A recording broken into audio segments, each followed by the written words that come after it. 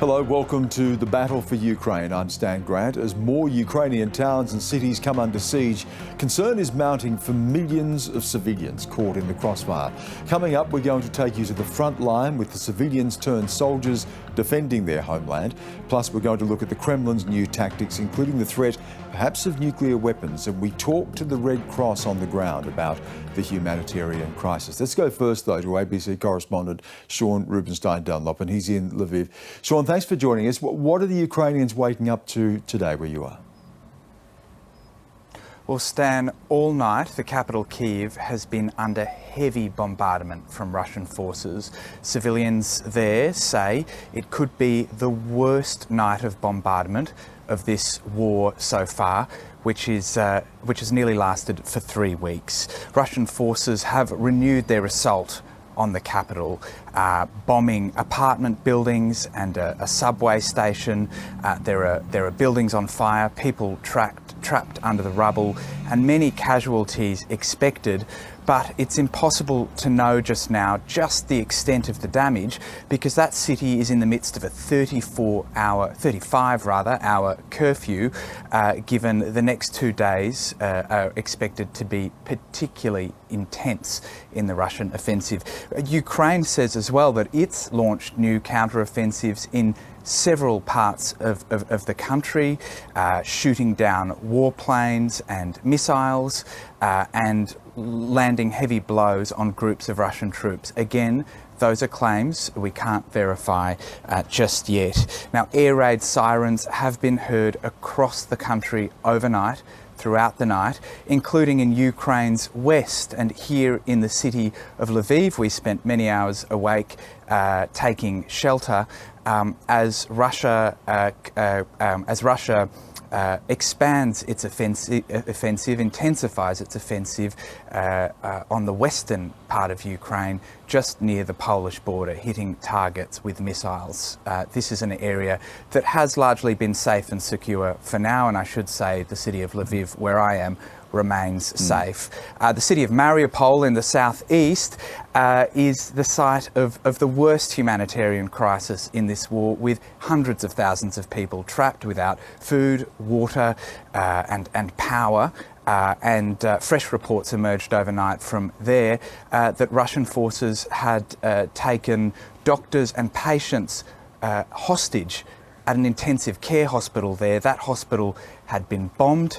At least a second hospital in Mariupol that's been bombed as Russian forces target health facilities and health workers among the range of targets they're inflicting mass suffering on in this war.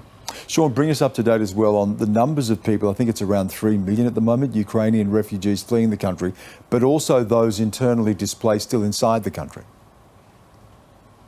Yes, Dan, the UN says around 3 million people have already fled this war. It's the biggest refugee crisis, the biggest move of migrants in Europe since the Second World War, and many displaced people internally as well. I think it's around 1.5 million in Ukraine nearly 2 million people, rather, that have been internally displaced. And we've seen more than 150,000 people evacuated through humanitarian corridors across the country where ceasefires have held for long enough. And in many places, those ceasefires have not held. Mariupol, that city I mentioned earlier, there we saw about 20,000 civilians managed to escape in cars after 10 days of failed attempts to allow them to escape. But as I said, nearly 500,000 people there remain trapped.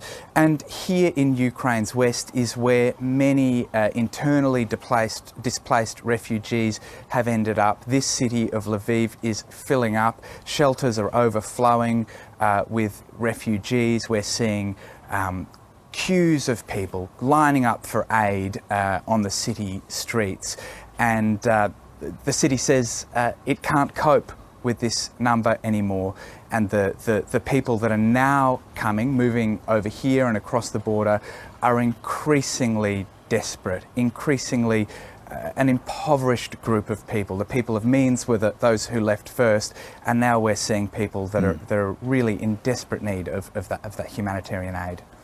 Sean, thank you. Sean Rubenstein-Dunlop joining us there from Lviv in Ukraine. Well, Sean was talking about the situation on the ground, the number of people having to leave their homes, trying to leave the country, and of course the battle continues right across Ukraine.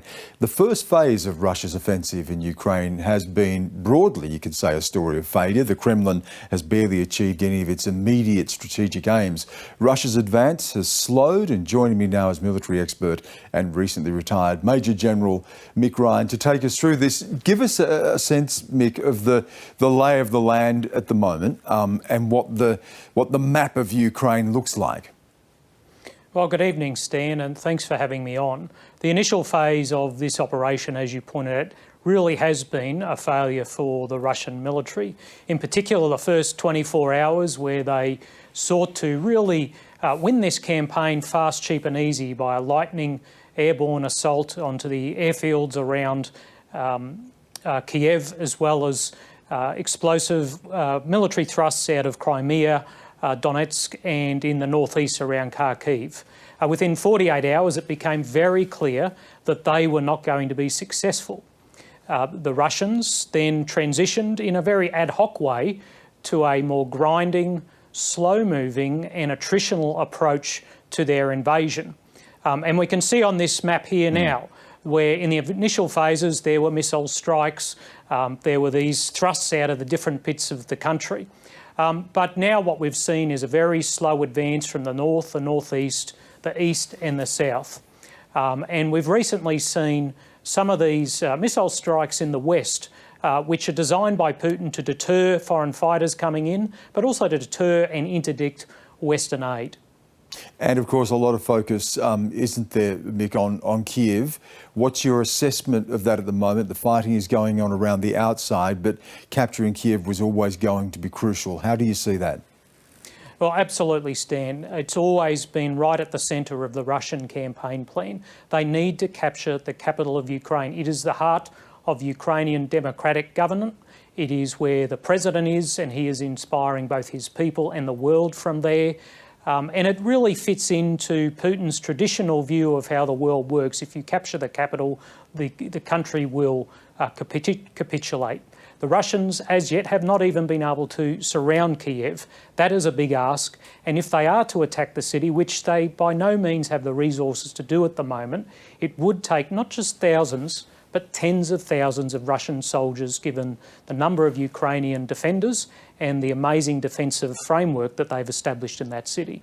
Given we've seen some of the difficulty in capturing the territory, and as you've pointed out, the initial objectives to sweep through the country and break Ukrainian resistance and resolve, what are the next steps for Vladimir Putin? What can he continue to throw at this? What do you think that strategy is going to be over the coming weeks?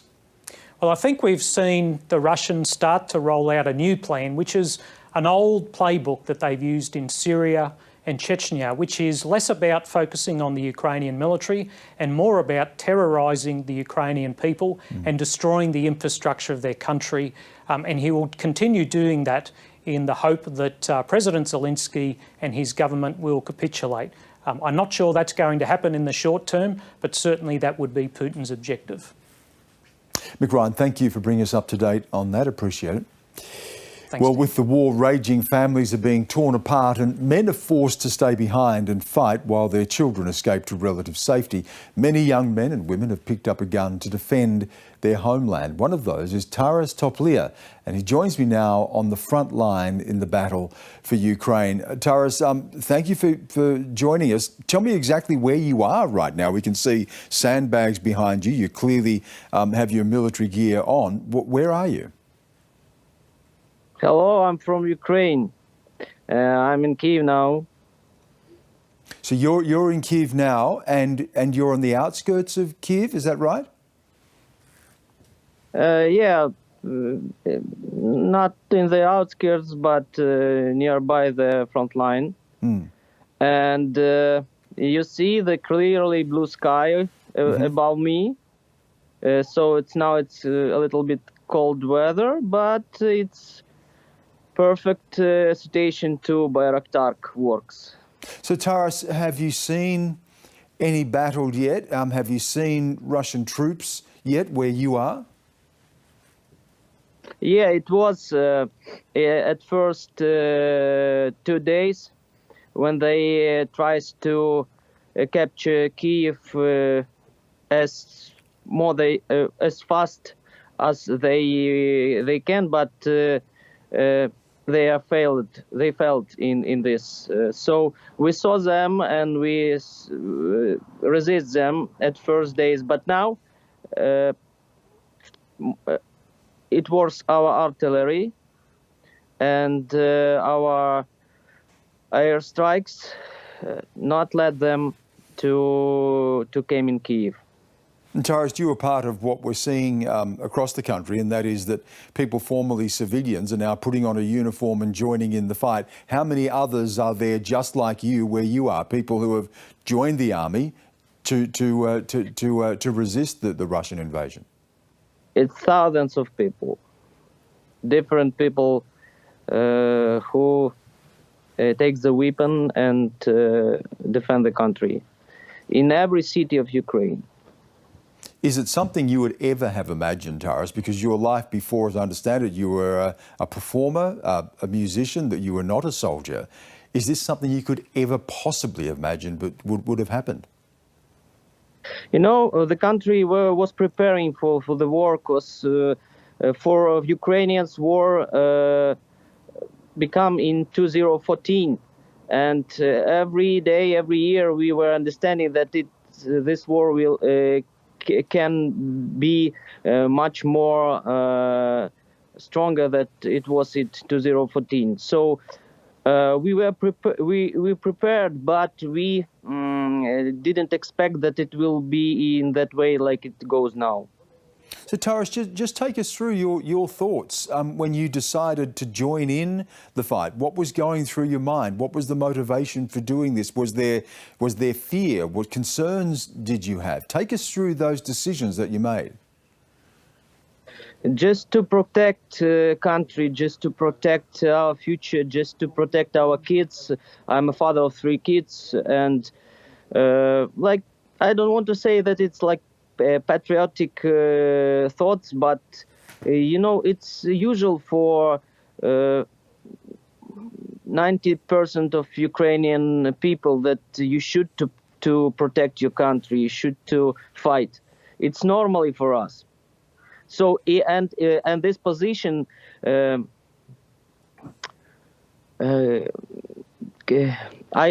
a lot of European people and American people, our position like became a shock because a lot of experts suppose that Ukraine will not fight, that Ukraine will capture in 3 days, but all Ukrainian nation became like one fist, you know, for resist Putin, for resist Russian occupation.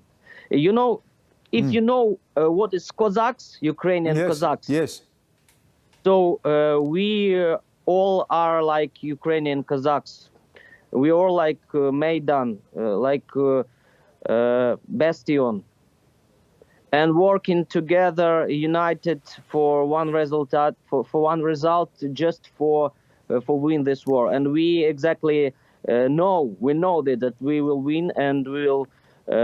Now we're fighting not just for Ukraine. We are fighting for all of the world, for free world. And exactly for us, it's understandable that Russia is a terrorist state, that Putin is terrorist, and we will clear it. Taras, we will fix it. Before we let you go, you talked about your children, your family. Where are your family now? Are they safe? You know, my oldest son was born in America, in the United States, and he's citizen of America. So my family with my wife was evacuated at first day, not in America, but in Western Ukraine. But after 2 weeks, they fly to America to my family. a big part of my family living in America, but I'm here and I'm fighting with Russians, and it's not another way. Taras, thank you again for taking time out to speak to us. I want to say something, yes, please. If it's possible. So I'm a musician, first of all, yes. not a soldier. So I want to ask the world to help us. You know, now it's created a Spotify playlist. It names Playlist for Ukraine. You can find it and listen Ukrainian music and help Ukrainian creators. And also created the website, it names creatorsforukraine.com. And you can find this website and also find the way how to help Ukrainian creators in these dramatical times. So please, it will be very, very good for us. It will be really helpful for us. Thank you for passing that message on. And Taras, thank you for giving us your time as well. Try to stay safe wherever you are. Taras Toplia joining us there from just outside Kiev in Ukraine. Thank you, Taras. Now, embattled Ukrainian President Volodymyr Zelenskyy was a comedian with no experience in politics when elected 3 years ago. Now he's emerged as a convincing war leader, giving a voice to Ukrainian anger and defiance of Russian aggression. Here is Kiev in the evening, our office. Monday evening. You know, we get used to saying Monday is a tough day. We have war in the country. So every day is Monday. From the very beginning of Ukraine's war, the world has gotten an account firsthand from the man at the helm of the resistance. We're all here. Our soldiers are here. The citizens of our country are here. We are all here protecting our independence, our country, and it will continue to be this way. Bold, even brazen and charming, Volodymyr Zelenskyy is leading his country with little more than a camera phone. And it's why Moscow wants him dead. According to the information we have, the enemy has marked me as target number 1. Even before Volodymyr Zelenskyy became president, he was already well known.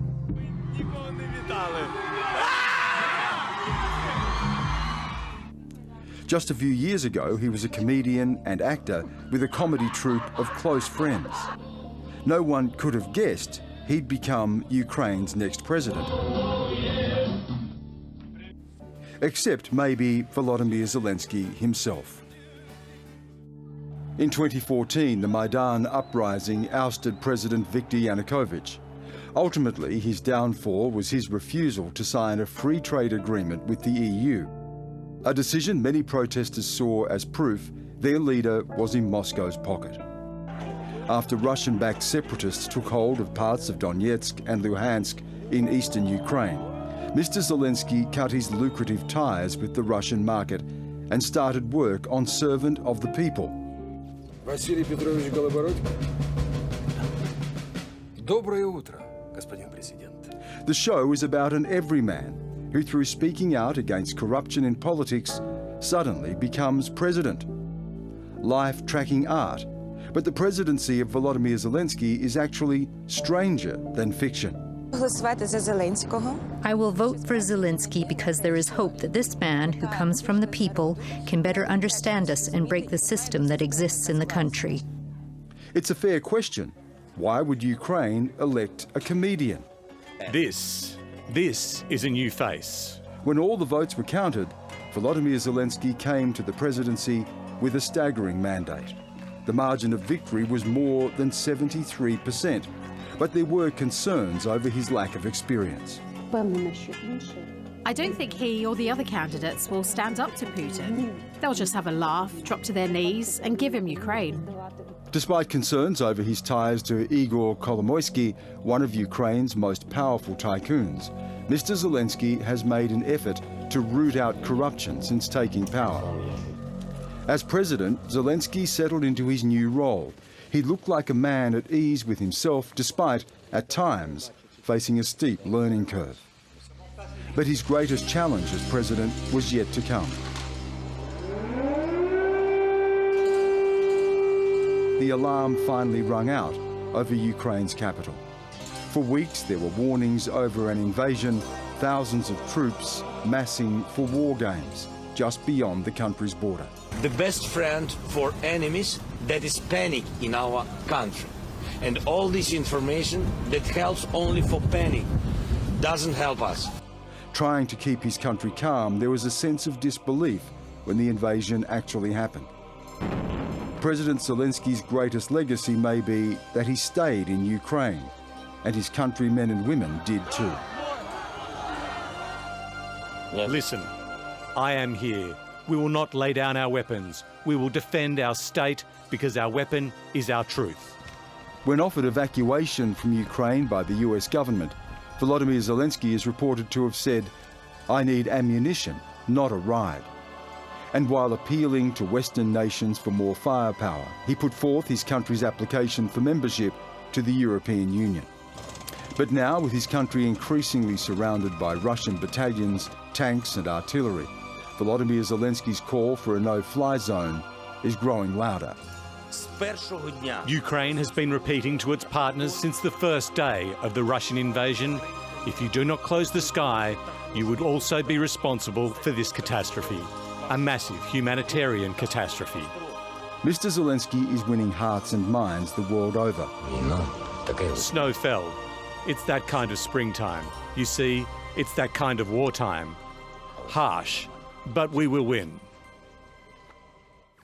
Well, despite the Ukrainian city of Kiev being surrounded by Russian forces, residents remain defiant. Ina Sovson is a member of the Ukrainian parliament and refuses to leave the besieged capital, and that's where she joins us from now.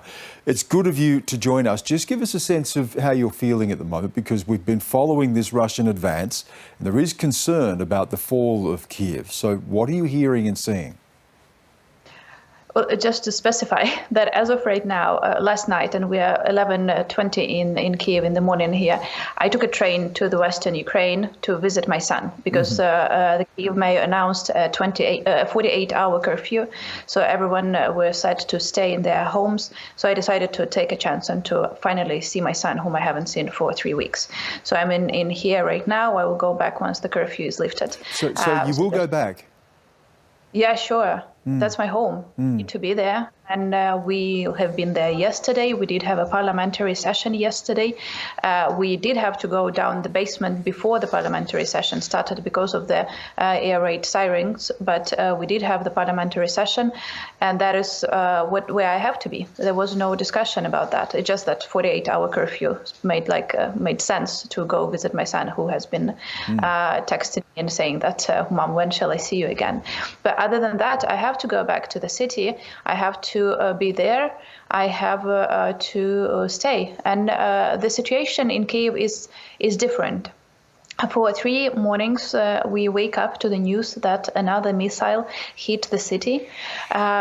Some of those are ground shelling, particularly in the northwest part of the territory where the Russians are really close. But then there are some other missiles that they are throwing from the air.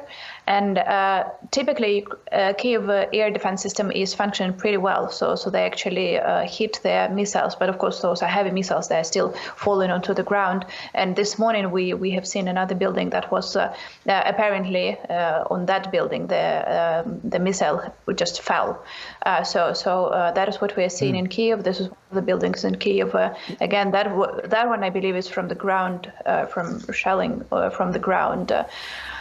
We do hear news about people. Can I just come in there? Just from what you're saying, there's obviously a lot of defiance and a lot of resolve, but you sound as if you are, well, I don't know if optimistic is the right word, but that there is the possibility, you believe, that this resistance will succeed and that Kiev won't fall. Is that right? I am sure Kiev won't fall. Putin can destroy Kiev, but it won't fall into his hands. That is for sure. You have just been speaking to one of the soldiers who is protecting Kiev now. Just to give you the number, the first week of war, additional 100,000 people signed up for territorial defense units, like the one that Taras was from. They stopped giving the data after that, because I believe that they just stopped calculating. But I believe now it's over 150,000 or even more people all over Ukraine who joined voluntarily the territorial defense units, in addition to the military forces, the regular military forces and special operation forces and the National Guard and the police, which were already there. So it's a massive number of people who are here, who are ready to protect, and who are actually having success in that, because the Russians are not having success on the ground. One of the reasons why this 48 hours curfew was imposed was specifically because apparently Ukrainian army is fighting back heavily on the northwest of the Kiev. I think we've just lost Ina. We'll try to get her back if we can, but we may have just lost that line. As you heard Ina say there, of course, she's just travelled from Ukraine. She's gone to visit her son in the west. Members of her family are involved in the fight, as we understand as well. And as she's saying there is a great sense of resolve in Kiev that they are determined that the city will not fall. So that from Ina there on the ground, where she's visiting her son, but hoping to get back to the capital, Kiev, as well. Sorry we were able to lose that line. But President Vladimir Putin has placed the Kremlin's strategic nuclear weapons on high alert, and that's prompting fears over what could happen next. Well, let's go now to discuss this potential flashpoint with Professor Ramesh Thakur. He's an expert on arms control and international security from the Australian National University. It's good of you to join us. It's extraordinary, isn't it, that what we're seeing here playing out, and once again, something that people thought may have become unimaginable, but the prospect, at least, of nuclear weapons being used. We know that it's gone on to a higher alert inside Russia, but what's your concern here, fear here about the potential use of nuclear weapons? Evening, Stan. Thanks for having me. If you go back to some of the earlier conversations we've had in different programs over the years, one of the points that we have made is that there is an air of complacency, the belief that the nuclear threat disappeared along with the end of the Cold War. And we warned against that. And in fact, over the past, let's say since the Ukraine crisis in 2014 and the annexation of Crimea, we've had a number of reminders of this reality from Pakistan repeatedly every time there's tension with India, even from Prime Minister Modi, which is more unusual, from India. We had a statement from Prime Minister Theresa May that she would be prepared to use nuclear weapons. And of course, we had the exchange of belligerent rhetoric between President Trump and President Kim in North Korea. Ramesh, we understand rhetoric and we understand threat. No, what I'm saying is this more now? It is more. What I was coming to after all that was, with all that, nonetheless, since 2014, of the 9 countries with a bomb, the leader who has been most criminally irresponsible in raising the nuclear spectre is, in fact, President Putin. And his latest statement is part of that. He has contributed to normalizing the discourse about possessing nuclear weapons and the possibility of using it. So he has succeeded in raising nuclear fears in a way that no other leader has done, remembering that Russia and the United States between them account for more than 90% of global nuclear weapons. Take us through what that would look like, though. And of course, we have to preface all of this by saying it is a horrific thing to even contemplate. But what would that look like? What would the process be? Under what circumstances would Putin use those weapons? We know he has, I think, the biggest nuclear arsenal in the world, but what is at his disposal and how would he actually activate them?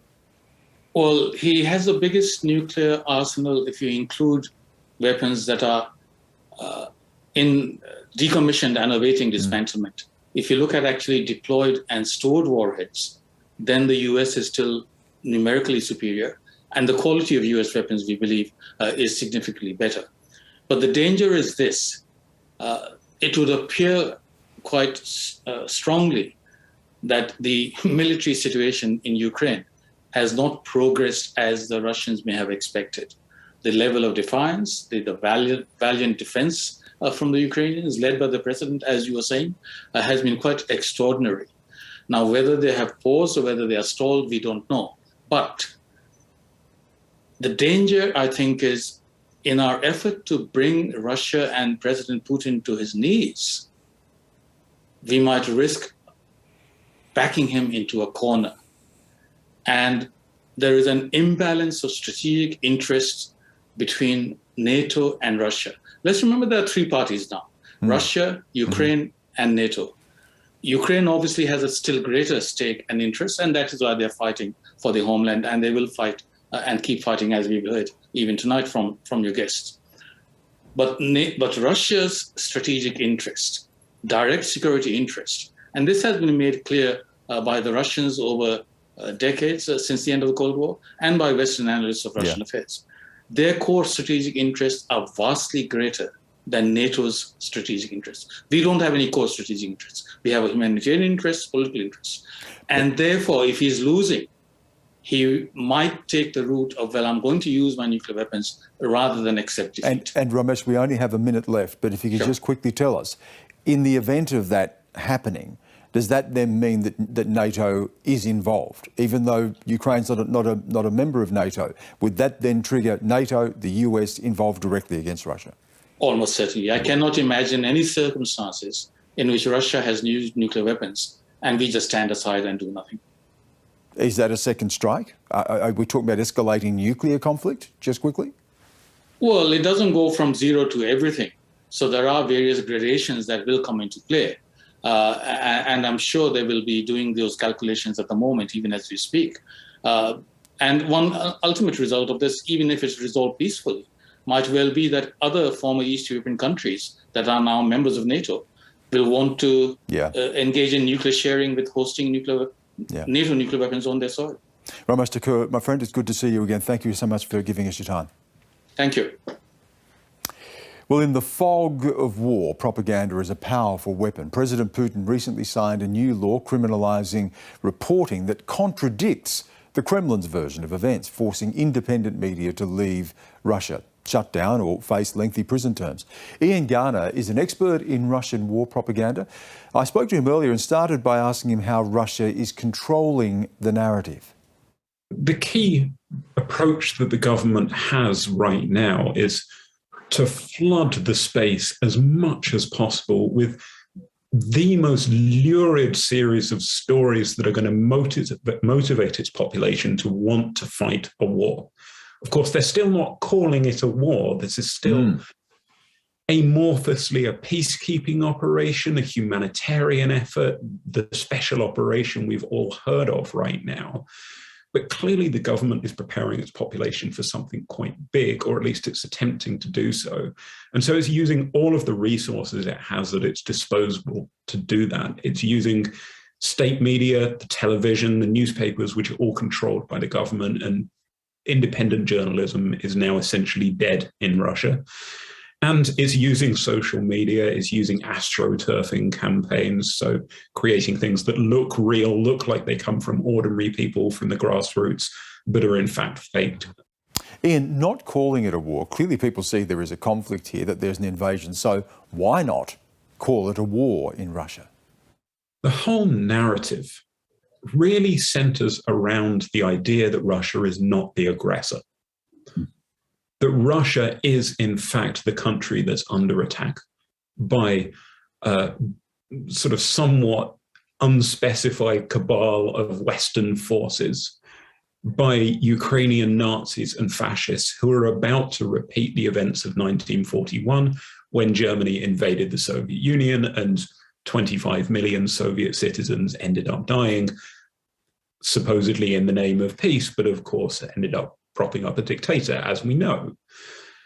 And so here, if you call it a war, you're implying that Russia began a war rather than defenseless Russia has had no choice but to act to save what it calls ethnic Russians, but are, of course, Russian-speaking Ukrainians. So while Putin is trying to control the narrative, are we starting to see the cracks here as well? We saw that extraordinary image of the journalist standing behind a newsreader holding up a placard saying we're being lied to, no to war. So are there signs of cracks here? So in spite of the government's attempts to control the social media space by blocking Instagram, Facebook, and some other networks, they can't stamp out information completely because Russians are so reliant on using apps like Telegram, and the government is using Telegram itself to spread information and spread news about the war. And so as soon as the government uses those channels itself, it allows those channels to be used by counteractors. And the nature of social media, as we know, is that narrative spreads so quickly that when an event like Maria Ovsyannikova, who was that anti-war protester on Первый канал, when that breaks, unlike a protest on Red Square, maybe 50 years ago under the Soviet Union, where a handful of passers-by might have seen it before someone was bundled away and disappeared. Now, instantly, not only do we see that person on television, but that message spreads through social media like wildfire. Whether Russians believe it or not is a different question. Whether Russians come out against Putin is a different question. But it just goes to show the government can't hold its own narrative together unchallenged in the 21st century. As soon as you have a war on, you need to use propaganda to motivate your population, to get them ready to make enormous sacrifices. And the way that usually this is done in war is by hailing your own troops as martyrs. But the logic of the war effort here falls apart when we realize, firstly, that Russians don't believe that most Ukrainians are terrorists and Nazis. And secondly, if you don't call this a war, how can you use the most effective war propaganda, and that is those stories of martyrs, to sell the war at home? So once things start to bite, if this war goes on, once the sanctions really hit home, once bodies start coming home back to Russia, or rumors of bodies start coming back to Russia, where is the government going to end up with public support for this war? Professor Ian Garner there. Well, the Russian invasion has triggered the biggest refugee crisis since World War II.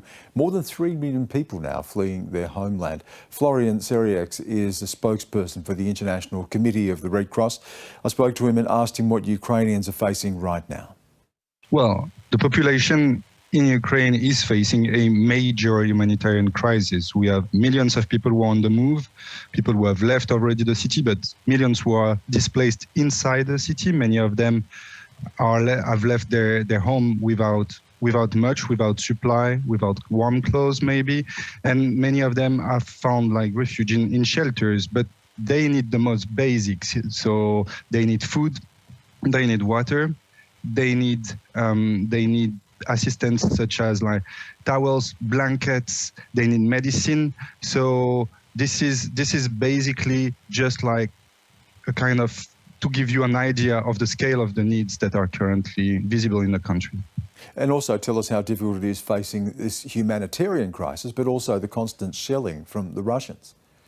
Well, I think there are many different difficulties. The main ones being obviously like for the population, for them like to get an idea of where it's gonna be safe for them. And I think like this is one of the main questions we keep hearing from people. We have this call center that they keep reaching, and that's what people are asking. And it's the same question we got like from people who were leaving the city of Sumy yesterday. They were like, okay, so now we are able to leave, but what's the next step? Can we go somewhere to Europe? Is there a safe place somewhere for us? So I think like currently for most of the people here, safety is the main issue. What shortages are you facing now as an organisation? Well, it's not necessarily a matter of shortages. It's just the scale of the needs. That's what we need to understand. Is like when you are trying to shift from operations that are focused in one area of the country, focusing on a certain population, and suddenly you have like needs exploding all over the country. Well, you can imagine that the scale is going like, I don't know, from 1 to, it's hard to imagine actually, and it's changing absolutely every day. So there will necessarily be shortages. There are probably like starting in many places. This is why like we continue to act as we were doing before, meaning that we continue to purchase locally when it's possible, but we are also like now forced to bring goods from outside of the country, and that's what we started basically yesterday with this large convoy of 200 tons of supply that arrived. What about Red Cross staff? What risks are you facing, and is there any potential that you may end up being targeted yourselves? No, Red Cross ICRC staff haven't been targeted in any way so far. We have an open dialogue with all parties to the conflict. We usually notify our movements, and we make sure that the safety of our staff is guaranteed before doing any action, any humanitarian operation. How are you coping? It must be confronting when you see a humanitarian crisis unfold of this magnitude. Well, I think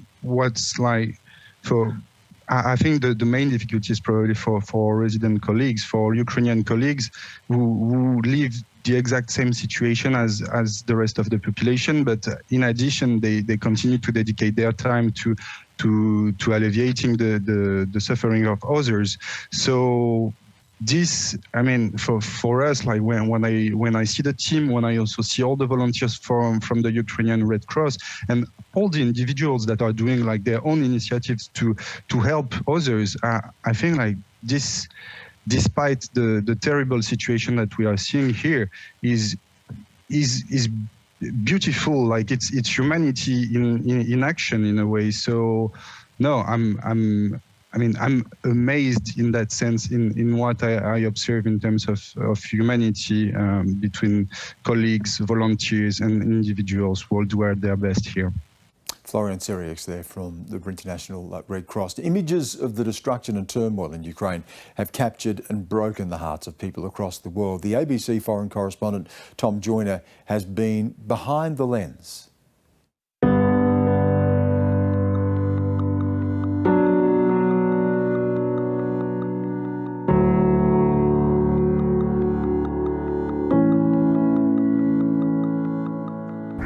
I'm currently in Moldova, but for the last month roughly, I've been helping with the coverage of this unfolding war in Ukraine. And over that time, I've taken hundreds of photographs in Ukraine and here in Moldova. The favourite photograph that I've taken, or the one that's impacted me the most, was one that I took inside a school in Lviv. Lviv is in the western part of Ukraine, and over the last few weeks it's become a bit of a sanctuary for Ukrainians fleeing other parts of the country. This particular photo I took was of hundreds of children inside a schoolhouse that had been brought there by Ukrainian education bureaucrats and school administrators from parts of the country like the Donbass region in the east, or Kiev, the capital. All these children had some sort of intellectual disability. Many of them were orphans and had been brought under cover of darkness by train in a secret operation by these educators to the schoolhouse in Lviv to protect them. And I remember walking into this movie theatre in the school and seeing all of these children there, all of them vulnerable and unsure of what was happening, many of them in despair, and taking this photograph of this boy leaning on the chair in front of him, and it left a lasting impression on me.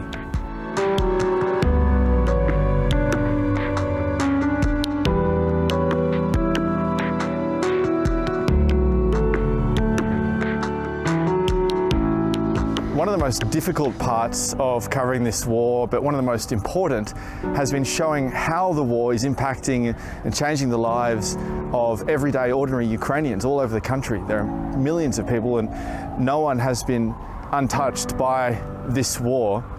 It often involves gaining people's trust, gaining access to their homes, their workplaces, their shelters, and earning that trust takes patience and time. Often though, it's one of the most important things we can do to show how ordinary lives have been turned upside down. It's one thing to talk to army officials and politicians. It's another to see how the single mother or the child or the grandparents have had their lives totally upended by Russia's invasion.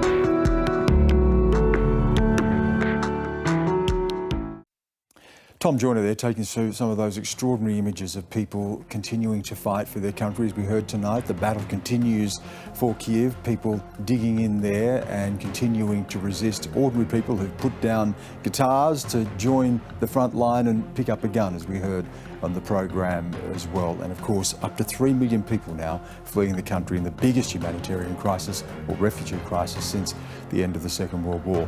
That's our program for tonight. I'm Stan Grant. Thank you so much for watching. Of course, the coverage of Ukraine continues on the ABC. Bye for now.